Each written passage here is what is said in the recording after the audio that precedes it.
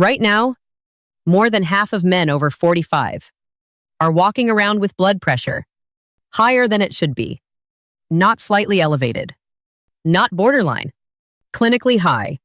And here's the unsettling part. Most of them feel completely fine. No pain, no warning, no signal. That's what makes blood pressure dangerous. It builds quietly, month after month, year after year, while your arteries slowly stiffen, while your heart works harder, while your kidneys take on more strain, until one day, a number shows up on a screen, and suddenly, everything changes. I've seen this many times.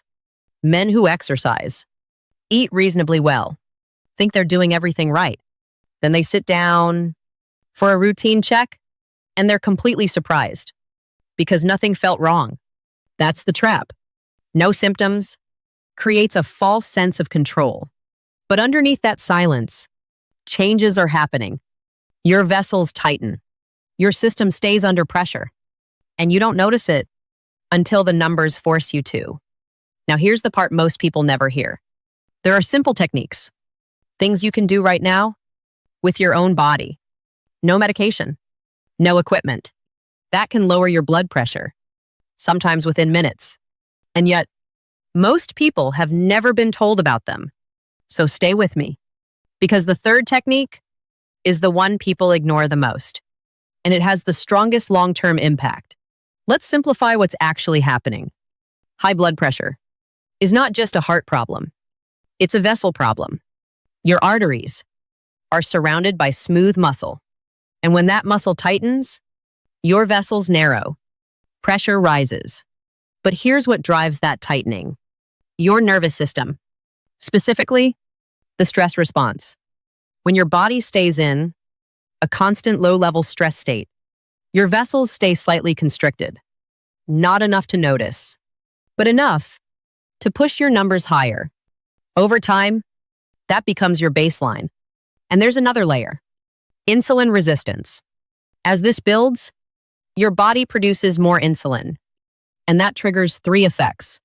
It activates your stress system. It tells your kidneys to hold on to sodium, and it thickens your artery walls. Three forces, all pushing pressure up. The first technique sounds almost too simple. Ear massage. Yes, your ear. And I know how that sounds. But stay with me, because this is real physiology. Inside your ear, there's a branch of the vagus nerve. This nerve connects your brain to your heart, your lungs, your entire system, and it controls your brake, your relaxation response. When you apply slow pressure to the inner curve of your ear, you stimulate that nerve. Your body responds instantly. Heart rate slows. Vessels relax. Pressure drops. Here's how to do it. Use your finger. Apply gentle circular pressure at the inner bowl of your ear, not inside the canal, just the curved surface. Do this for 90 seconds. Both ears, if possible. Studies show this can lower systolic pressure by 5 to 8 points. That's not small. That's clinically meaningful. The second technique is even simpler, but most people skip it because it sounds too soft. It's called a body scan. Here's the principle. Your brain constantly scans your body. When your attention is scattered, your system assumes stress. Muscles stay tense. Breathing stays shallow. Pressure stays elevated. But when you bring your attention back into your body, something shifts. Your brain registers. No threat. We're safe. And your system responds. Muscles release. Breathing deepens. Vessels relax. Pressure drops. Here's how to do it. Close your eyes. Take one slow breath. Then move your attention from your feet up through your body. Slowly. Feet, legs, hips, chest, arms, face. Spend a few seconds on each. The whole thing takes about 60 seconds. The third technique works differently. This one is physical, and it has the strongest long-term effect. A warm foot bath. Simple, but powerful. Here's what's happening. Your blood pressure depends on vascular resistance. The tighter your vessels, the higher the pressure. Heat changes that instantly. When your feet are placed in warm water, your blood vessels in the lower body open up. They relax. Blood redistributes outward. Pressure drops. Here's how to do it. Use warm water, around 38 to 40 degrees Celsius. Soak your feet for 10 to 15 minutes.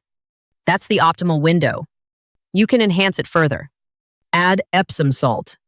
It contains magnesium, which helps relax your blood vessels even more. Do this consistently, and it doesn't just lower pressure in the moment.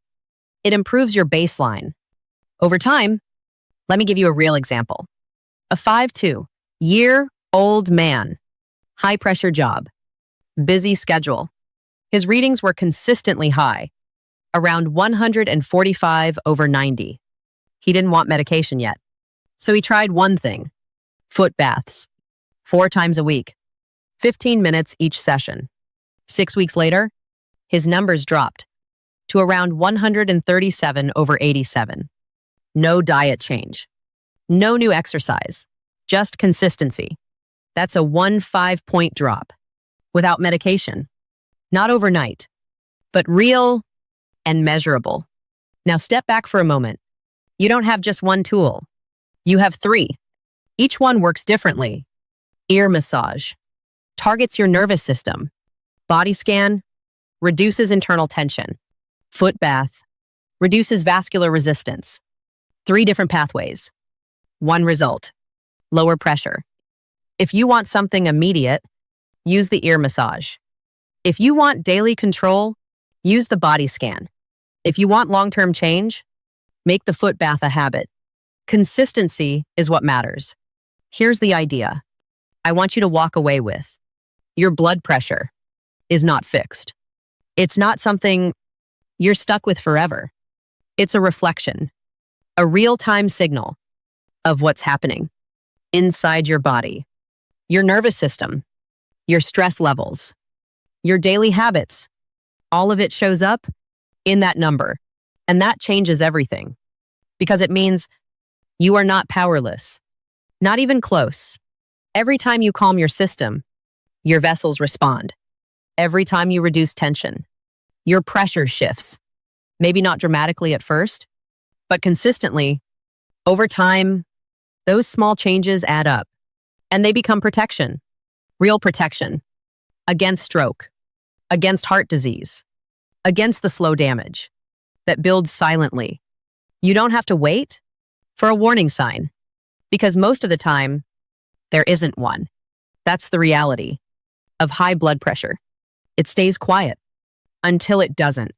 So instead of waiting, you act early, you act consistently, and you use what's already built into your body.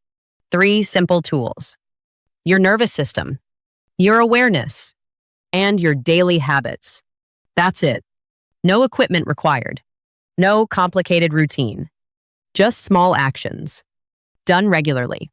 And that's where most people fail. Not because it's hard, but because they don't stay consistent. They try something once, maybe twice. Then they stop because they don't see an instant result. But this isn't a quick fix. This is a biological process. And your body needs repetition. It needs signals sent over and over again before it adapts. So here's what I want you to do. Not tomorrow, not next week, today. Pick one technique, just one. Start with the easiest, the one you can actually stick with. Do it tonight. Then measure your blood pressure.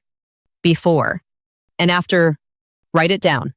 Track it, because numbers tell the truth. And when you see that shift, even if it's small, it changes how you think. It shows you that you have control, more than you thought. And once you see that, you don't go back. Now I want to hear from you.